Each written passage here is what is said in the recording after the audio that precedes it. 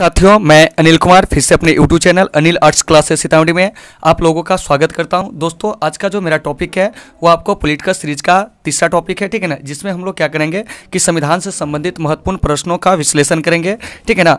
तो इससे आपको फायदे क्या होंगे कि ऐसे स्टूडेंट्स जो अभी 11th-12th में है, ठीक है ना, उनका क्या होगा कि जो एडवांस क्वेश्चन आपके बोर्ड एग्जाम में पूछे जाते हैं वह एक भी आपका नहीं छूटेगा। इसके अलावा ऐसे कम्पिटेटिव स्टूडेंट जिनको पॉलिटिकल साइंस पढ़ने से डर लगती है, ठीक है ना, उनके क्वेश्चन जो होते हैं वो आपको एग्जाम में आप छोड़ कर आते हैं, वैसे क्वेश्चन आप नहीं छोड़ पाओगे अगर आप कंटिन्यू वीडियो को देखते हो तो, ठीक है ना। तो चलिए दोस्तों, इस वीडियो को शुरू करते हैं। देखिए क्या कर रहा है कि संविधान सभा का प्रथम अधिवेशन जो हुआ था वह आपको कहाँ हुआ था। देखिए, तो संविधान सभा का जो प्रथम अधिवेशन हुआ था वह आपको दिल्ली में हुआ था। तो एक का जो सही आंसर हो जाएगा वो आपको डी हो जाएगा, दिल्ली। तो आइए इस पर थोड़ा सा चर्चा करते हैं, ठीक है ना। तो देखिए 9 दिसंबर 1946 को क्या हुआ था कि संविधान सभा की पहली बैठक जो हुई थी वो आपको नई दिल्ली स्थित काउंसिल चैम्बर के पुस्तकालय भवन में हुई थी, ठीक है ना। और इस सभा के जो सबसे बुजुर्ग सदस्य थे सच्चिदानंद सिन्हा, उन्हें संविधान सभा का अस्थायी अध्यक्ष जो था वह आपको चुना गया था। लेकिन इसमें खास चेंजिंग वाली बात यह भी रही कि जो मुस्लिम लीग थी, ठीक है ना, उसने इस बैठक का क्या कर दिया, बहिष्कार कर दिया। और उसका मांग था कि मतलब पाकिस्तान के लिए एक अलग संविधान सभा हो, ठीक है ना। तो यहाँ से अगर आपसे प्रश्न किया जाता है कि संविधान सभा की प्रथम बैठक कहाँ हुई थी, नई दिल्ली में। संविधान सभा की प्रथम बैठक कब हुई थी, 9 दिसंबर 1946 को। संविधान सभा के अस्थायी अध्यक्ष किसे चुना गया था, डॉक्टर सच्चिदानंद सिन्हा को। क्या मुस्लिम लीग ने इस संविधान सभा की बैठक का बहिष्कार किया था, तो हाँ किया था। क्यों? क्योंकि वह एक अलग संविधान सभा चाहता था। तो एक का जो सही आंसर हो जाएगा डी। चलिए 2 में क्या कह रहा है, संविधान सभा के उद्घाटन अधिवेशन की अध्यक्षता किसने की थी। तो देखिए संविधान सभा की जो प्रथम बैठक हुई थी वो आपको 9 दिसंबर 1946 को हुई थी और इसके उद्घाटन अध्यक्ष जो थे वो आपको डॉक्टर सच्चिदानंद सिन्हा थे। तो 2 का जो आंसर हो जाएगा वह आपको बी हो जाएगा, ठीक है ना। 3 में देखिए क्या करा है, संविधान सभा का पहला सत्र जो हुआ था कब हुआ था। तो देखिए तो 3 का सही आंसर हो जाएगा सी, 9 दिसंबर 1946 को। अभी बताया है कि संविधान सभा की पहली बैठक 9 दिसंबर 1946 को, और इसी दिन डॉक्टर सच्चिदानंद सिन्हा जो थे संविधान सभा के अस्थायी अध्यक्ष के रूप में इसकी अध्यक्षता किए थे। उसके बाद 11 दिसंबर 1946 को संविधान सभा के अस्थायी अध्यक्ष डॉक्टर राजेंद्र प्रसाद को चुना गया था और 13 दिसंबर 1946 को संविधान सभा के समक्ष संविधान की प्रस्तावना को पेश किया गया था। तो 3 का जो सही आंसर हो जाएगा वो हो जाएगा आपको सी। 4 में संविधान सभा के अस्थायी अध्यक्ष कौन थे। तो देखिए संविधान सभा के जो अस्थायी अध्यक्ष थे वो आपको डॉक्टर सच्चिदानंद सिन्हा थे। तो 4 का सही आंसर हो जाएगा सी। चलिए 5 में संविधान सभा के अस्थायी अध्यक्ष कौन थे।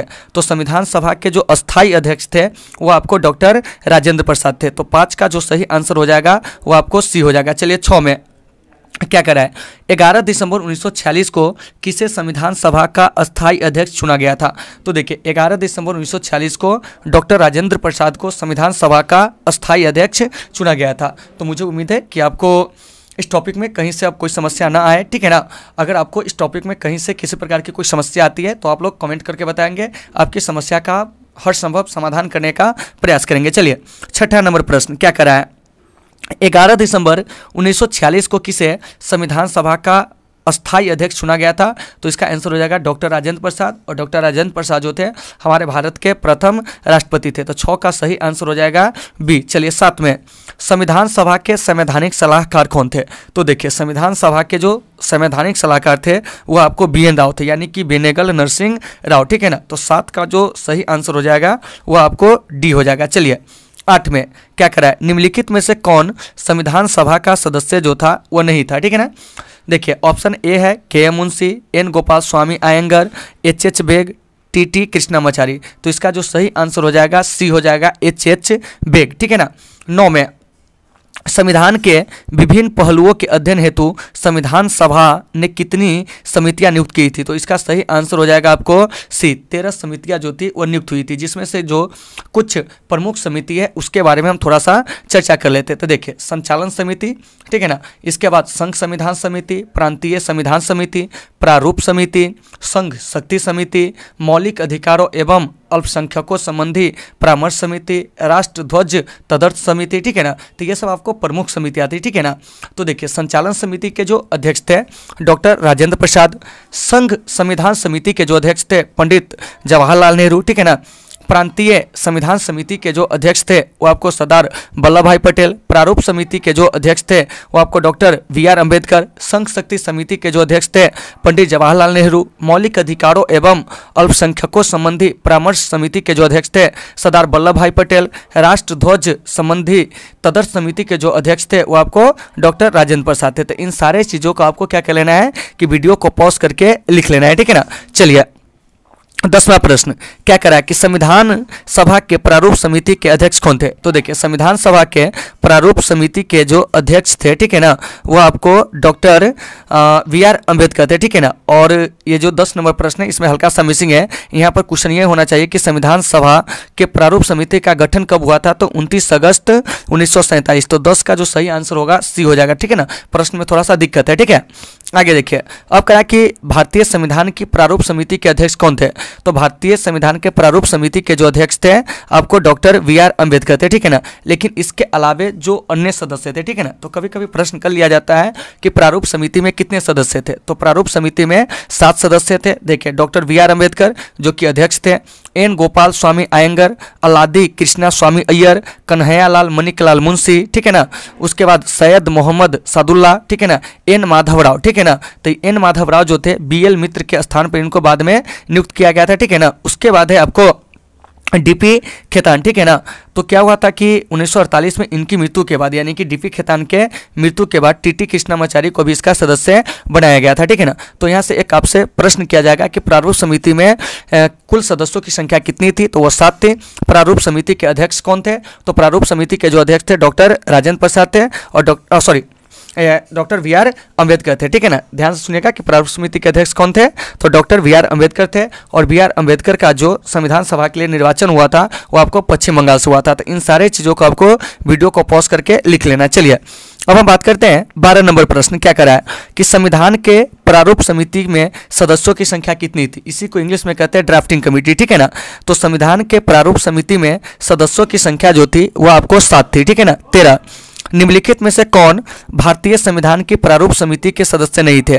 तो देखिए अभी बताए थे गोपाल स्वामी अयंगर, अलादी कृष्णा स्वामी, वी.आर. अम्बेडकर, डॉक्टर राजेंद्र प्रसाद। तो इसका सही आंसर हो जाएगा डॉक्टर राजेंद्र प्रसाद। चलिए 14 नंबर प्रश्न क्या करा है, निम्नलिखित में से कौन प्रारूप समिति का सदस्य नहीं था। जवाहरलाल नेहरू, मोहम्मद सादुल्ला, ठीक है ना, गोपाल स्वामी अयंगर, के.एम. मुंशी। तो इसका सही आंसर हो जाएगा जवाहरलाल नेहरू। चलिए 15 में संविधान की प्रारूप समिति के समक्ष प्रस्तावना का प्रस्ताव किसने रखा था, तो वह आपको जवाहरलाल नेहरू जी ने रखे थे। तो 15 का जो सही आंसर हो जाएगा वो आपको डी हो जाएगा, ठीक है ना। क्योंकि आपको पता होगा कि संविधान के जो प्रारूप है, ठीक है ना, इस प्रारूप और इस प्रस्तावना को जो था जवाहरलाल नेहरू के द्वारा ही क्या किया गया था कि संविधान सभा के सामने रखा गया था। तो 15 का सही आंसर हो जाएगा डी।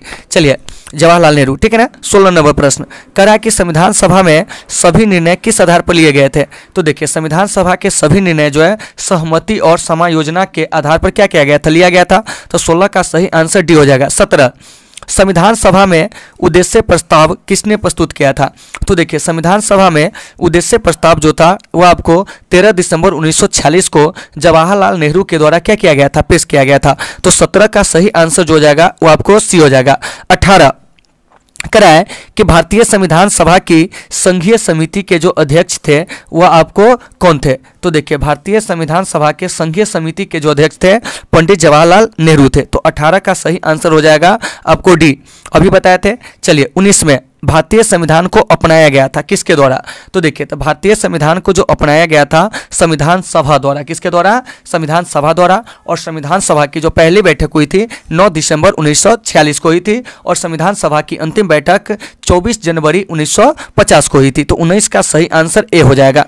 चलिए 20 में भारत को एक संविधान देने का प्रस्ताव संविधान सभा द्वारा पारित किया गया था कब, ठीक है ना। तो भारत को एक संविधान देने की मांग जो थी संविधान सभा द्वारा जो पारित किया गया था, ठीक है ना, वह आपको 1948 में पारित किया गया था। तो इसका सही आंसर जो हो जाएगा वो हो जाएगा आपको डी, यानी कि 20 का जो सही आंसर हो जाएगा वो आपको डी हो जाएगा। चलिए आगे देखते हैं अगला प्रश्न क्या करा कि संविधान निर्मात्री सभा में राष्ट्र ध्वज संबंधी तदर्थ समिति के जो अध्यक्ष थे वो आपको कौन थे। तो इसका आंसर हो जाएगा डॉक्टर राजेंद्र प्रसाद, जो कि अभी थोड़ा देर पहले संविधान की जितने भी समितियां थी सबके अध्यक्ष के बारे में बताए थे, ठीक है ना।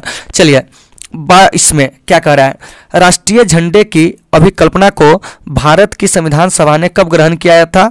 तो इसका सही आंसर हो जाएगा आपको जुलाई 1947, ठीक है ना, क्योंकि आप जानते होइएगा कि भारत के जो राष्ट्रीय ध्वज है, ठीक है ना, उससे क्या हुआ था कि 22 जुलाई 1947 को क्या किया गया था, अपनाया गया था, ठीक है ना। चलिए आगे देखिए, कह रहा कि भारतीय संविधान सभा ने भारतीय राष्ट्रीय ध्वज की रूपरेखा को अंगीकार किया था कब? तो जुलाई 1947 में। सेम क्वेश्चन है, ठीक है ना। उसके बाद आइए 24 नंबर प्रश्न, क्या कह रहा है कि संविधान सभा ने संविधान को अंतिम रूप से किस दिन पारित किया था? तो इसका जो सही आंसर हो जाएगा वो हो जाएगा 26 नवंबर 1949, क्योंकि 26 नवंबर 1949 को हमारा जो संविधान था उसे अंगीकार कर लिया गया था और इसके कुछ भागों को, कुछ अनुच्छेदों को लागू भी किया गया था, लेकिन पूर्ण रूप से हमारा भारतीय संविधान 26 जनवरी 1950 को क्या हुआ था, लागू हुआ था, ठीक है ना। चलिए आगे देखिए 25 नंबर प्रश्न, संविधान सभा अंतिम रूप से किस दिन आखिरी बार मिली थी? तो वो आपको 24 जनवरी 1950 को, क्योंकि संविधान सभा की जो अंतिम बैठक हुई थी 24 जनवरी 1950 को। तो दोस्तों मुझे उम्मीद है कि आज का ये जो टॉप 25 प्रश्न है वो आपको आसानी से समझ में आ गए होंगे।